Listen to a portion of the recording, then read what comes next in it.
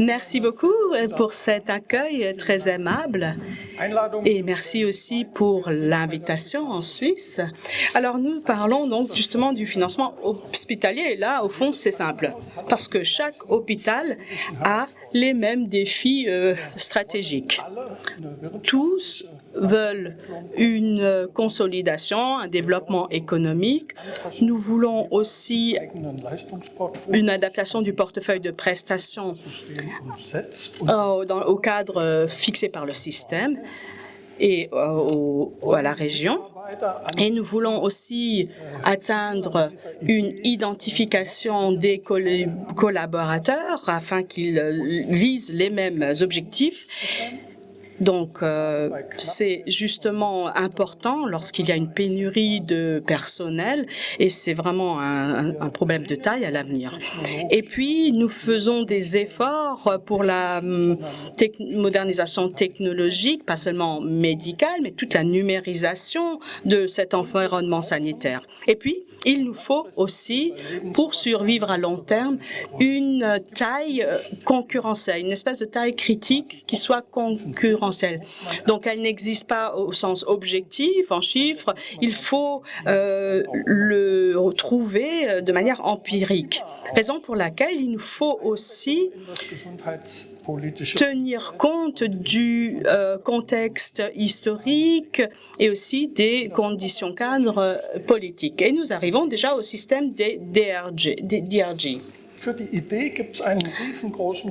Alors, l'idée en tant que telle fait le consensus de beaucoup de partis impliqués. L'idée, c'était de dire, mais voilà, alors je vais prendre comment arriver à avoir 19 millions de cas et comment je fais pour les financer par un prix pour que deux choses soient réalisées. Premièrement, et pour éviter qu'il y ait trop d'administration, trop de bureaucratie, pour gérer tout ce chiffre, parce que 9 millions de prix, c'est pas gérable sinon. Et d'un autre côté, comment aussi pour que cette simplification ne mène pas à une hétérogénéisation par patient, par degré de sévérité, soit pour qu'on puisse couvrir aussi cet impératif. Et là, c'est vraiment un défi pour n'importe quelle tarification. C'est pourquoi il n'existe pas de tarification optimale, idéale. C'est toujours un processus qu'il faut ajuster en cours de route parce que, par exemple, les conditions techniques changent et les processus changent. Et c'est le grand problème au fond et c'est le grand défi auquel nous sommes confrontés. Alors, nous voulons bien sûr honorer les prestations, nous voulons la transparence, y compris entre les cliniques et dans les cliniques. Nous voulons aussi donner des instruments et des incitations de pilotage à ceux qui dirigent les cliniques. Et puis, nous voulons aussi quelque chose comme une spécialisation du portefeuille de prestations. Donc, éviter que chacun fasse un peu de tout, mais non, plutôt se spécialiser. Alors, pour remplir des critères économiques, mais aussi qualitatifs. Nous voulons vraiment promouvoir la qualité par la voie de cette spécialisation. Car c'est vrai que ce que l'on fait souvent, on le fait mieux que celui qui le fera de temps en temps. Donc, c'est une réalité et une idée toute banale au fond. Nous voulons aussi développer une offre axée sur les besoins. Donc, qu'est-ce qu'il nous faut, par exemple, dans 5 ans, dans le contexte national, et plutôt viser les prestations que la planification des besoins en lit. Alors, il est clair qu'il y a des différences entre l'Allemagne et la Suisse. Alors, souvent même, ils utilisent les mêmes notions pour des réalités différentes. Et c'est vrai qu'il faut toujours avoir cela à l'esprit parce que, par exemple, nous, tous les deux pays parlent d'un financement dual hospitalier, mais ce n'est pas la même réalité. En Allemagne, cela veut dire ce qui suit. En fait, les assureurs financent à 100% les DRJ sur le plan de l'exploitation. Ensuite, les investissements, eux, doivent être financés par les Länder, dans l'idée aussi de les financer à 100%. Et c'est ce que nous appelons la dualité entre les coûts d'exploitation et les coûts d'investissement. La Suisse connaît un autre système. Là, les DRG comprennent des coûts d'exploitation et des quotes-parts pour les coûts d'investissement. Et la dualité se pose lors de la question de savoir qui des assureurs et des cantons financent pratiquement ces DRG et j'espère que mon taux est encore juste. Alors, selon moi, les assureurs assumaient 45% et les cantons environ 55%, en sachant qu'il existe des différences cantonales. Voilà, malgré tous ces efforts consentis, en sachant qu'il y a environ 1100 DRG dans le Katangal, on voit qu'il y a un effort de différenciation. Donc, selon les structures de cas, donc malgré ces efforts de différenciation, il y a quand même une image hétérogène entre les différentes maladies et surtout la sévérité et les conséquences thérapeutiques, par exemple au vu des comorbidités, de développement technologique. Et bien sûr, un système ne peut pas en tenir compte tout de suite dans l'immédiat parce qu'il faut un temps pour pouvoir calculer cela et déterminer ces chiffres. Raison pour laquelle il y a toujours des adaptations dans cette différenciation. Ce n'est pas une faiblesse, c'est simplement une nécessité pour tout système tarifaire. En Allemagne, par exemple, eh bien, on avait tout un domaine d'indication en psychiatrie qu'on a sorti du système, mais on voit que la liste est encore nuancée par des réglementations spécifiques parce que sinon il faudrait à chaque fois relancer, réintroduire une procédure thérapeutique. Alors parfois, les cas sont très rares parce qu'il n'y a pas beaucoup de cas. Eh bien, pour ces cas très rares, par exemple, on peut recourir à des prestations exceptionnelles. Les résultats, au fond. Vous savez qu'en Allemagne, vous savez qu'au début, on a un petit peu les maladies de jeunesse, mais nous avons quand même entre-temps 15 ans d'expérience, de bon fonctionnement et qui nous montrent quand même toute une série de faits et de données. Alors, en Allemagne, on constate qu'il y a une très forte baisse de la durée du séjour, très massive. C'était prévu, c'était voulu, mais ce n'est pas seulement l'effet de l'introduction des DRG, mais je pense que cela correspond aussi à une tendance plus générale, c'est-à-dire les progrès médicaux et techniques qui permettent de ne plus toujours être invasifs lors des interventions chirurgicales. Et donc, on voit que c'est un phénomène qui est international, qu'il y ait un DRG ou non. Et puis, les dépenses. Et là, eh bien, les dépenses, et puis vraiment, elles sont apurées au pouvoir d'achat, eh bien, les dépenses pour le secteur stationnaire sont légèrement supérieures à la moyenne de l'OCDE. Les prix, alors, on est d'accord, dans la DRG allemande qui est sans les investissements, se situe, eux, sous la fourchette inférieure, dans la fourchette inférieure de l'OCDE. Donc, il faut voir dans ce contexte, eh bien, nous, par exemple, pour ce qui concerne le nombre de cas par habitant, donc les volumes, eh bien, nous restons quand même en tête de peloton ou si on inverse, on fait la lanterne rouge. Alors, le cadre politique en Allemagne, comment se présente-t-il? Je vous disais que ce n'est pas une faiblesse systémique que de devoir exiger des ajustements. Car c'est vrai que dans le secteur médical, il y a beaucoup de mutations technologiques, de changements procéduraux aussi. Et aussi, si on voit par exemple le contexte des patients et de leur cheminement, car on voit qu'il y a des maladies qui sont très bien traitées pendant des années. Et puis après, soudain, il y a des recoupements parce qu'il y a et qui peuvent être influencés par la mortalité, par exemple.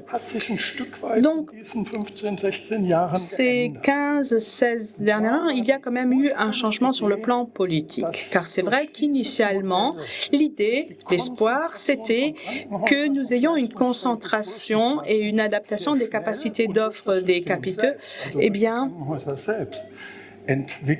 qu'elle se développe et les lenders reprennent que les organes de planification, qui sont les lenders, rebondissent là-dessus.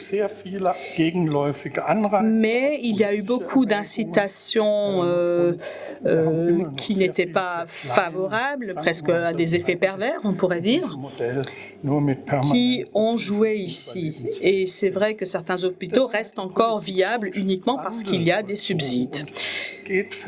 Donc, de plus en plus, maintenant, eh bien, nous misons davantage sur des incitations économiques afin justement d'augmenter encore, de favoriser encore cette concentration. Et lorsque je parle de l'orientation qualité, là, eh bien, il y a quand même un certain nombre de résultats assez surprenants dans l'empirie.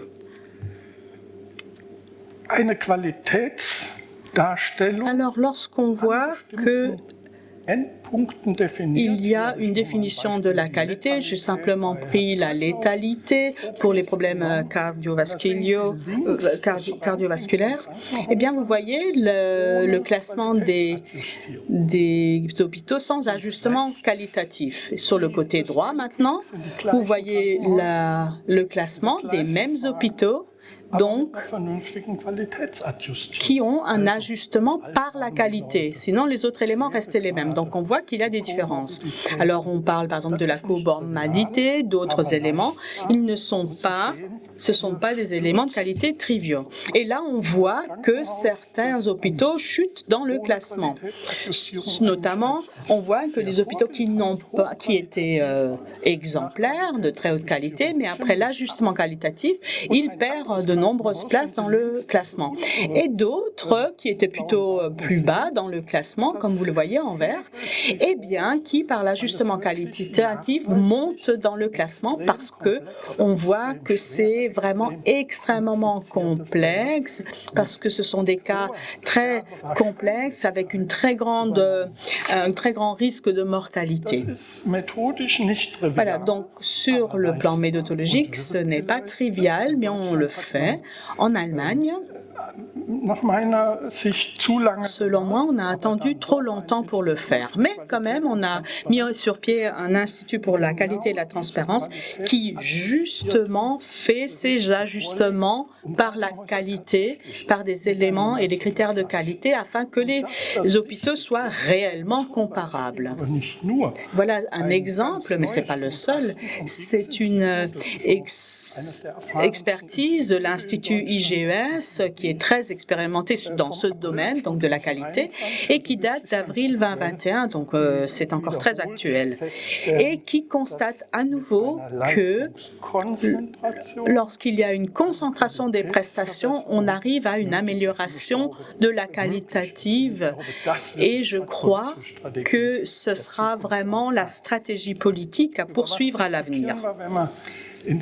Voilà, lorsqu'on porte justement le regard vers l'avenir, eh bien, on remarque qu'en Allemagne, il y a une évolution qui a été influencée par la question des salaires pour les professions de la santé dans les cliniques. C'est une discussion qui est menée en Suisse également. La politique allemande Et pour moi, c'est très étrange. Enfin, on dit, bah voilà, les soignants doivent sortir ne doivent pas entrer dans les DRG, mais jusqu'à ce jour, je ne comprends pas vraiment pourquoi. Alors, c'était par opportunisme politique, parce qu'on pourrait tout aussi bien dire, mais enfin, on ne va pas calculer les médecins pour dire, on ne va pas non plus y intégrer nos honoraires, mais si on ressort tout, on n'aura plus de système DRG. Mais je pense que cette panne intellectuelle dans la législation a déjà été regrettée à plusieurs reprises, mais je ne peux pas évaluer l'avenir de ce système et de cette loi. Mais parlons maintenant de l'avenir du système DRG. Alors, par exemple, eh bien, il y a en particulier le rapport entre les coûts d'investissement et d'exploitation, de frais de mise à disposition. Qu'est-ce qu'il faut, par exemple, pour les situations de routine habituelles et que faut-il pour les situations de crise? Il faut aussi clarifier le portefeuille des prestations. Ensuite, c'est bien, on a aussi les rapports d'évaluation, le dernier datant de juin 2019. Et on constate que les Länder, tout comme les cantons, eh bien, ont des perceptions et des applications très hétérogènes de ce système. Alors, notamment, par exemple, en Allemagne, il y a des différences dans les coûts d'investissement. Dans la Suisse, c'est le rapport entre le pourcentage canton et assurance. Voilà. Donc, il y a eu une pression pour une adaptation. Alors, il y a plusieurs leviers à cela. Le levier économique. Donc là, il y a encore des options stratégiques à tester à l'avenir. Il y a aussi les leviers qualitatifs, politiques, donc par exemple les mots de tirage de transparence qui ont été créés par différentes instances, que ce soit les assureurs, que ce soit d'autres instituts. Après, il y a les moteurs de recherche pour les assureurs, pour les patients, donc qui permettront aussi de faciliter les décisions d'envoyer un patient dans tel ou tel hôpital. Et puis après, il faudra aussi une accélération de la numérisation, de sorte que les différents points de la stratégie soient comparables. Alors, cela entraînera, cette numérisation entraînera une accélération très considérable de la mise en réseau des acteurs. Il y aura les dossiers des patients qui seront désormais aux mains des patients. Et tout cela entraînera aussi de nouveaux défis, par exemple dans l'interopérabilité, l'échange de données, la sécurité des données, des cliniques qui deviendront des établissements hautement spécialisés et qui auront un peu un rôle phare à jouer et qui le joueront. Et très rapidement aussi, justement, nous mettrons en place des instruments numériques. En Allemagne, ce mois même, eh bien, il y a déjà en opération, ou ce sera en opération, le dossier électronique du patient. Je l'ai même déjà sur mon téléphone. Et on attend que chaque hôpital puisse lire cela et les transférer. Ce n'est pas trivial, hein, parce que pour l'instant, il n'y a pas beaucoup qui y arrivent. Donc, jusqu'ici, ce système sera encore traité peut-être avec réticence, mais si je dis, voilà, regardez, ici, mon dossier, j'ai mes examens, mes résultats, et je veux m'en servir pour mon suivi. Alors, jusqu'à ce que j'arrive à ce stade, ça durera encore un peu, mais ceux qui n'y arriveront pas ne seront pas les partenaires contractuels préférentiels. Voilà. Maintenant encore peut-être j'étais ravie de vous donner quelques informations sur l'évolution de la DRG. Voilà.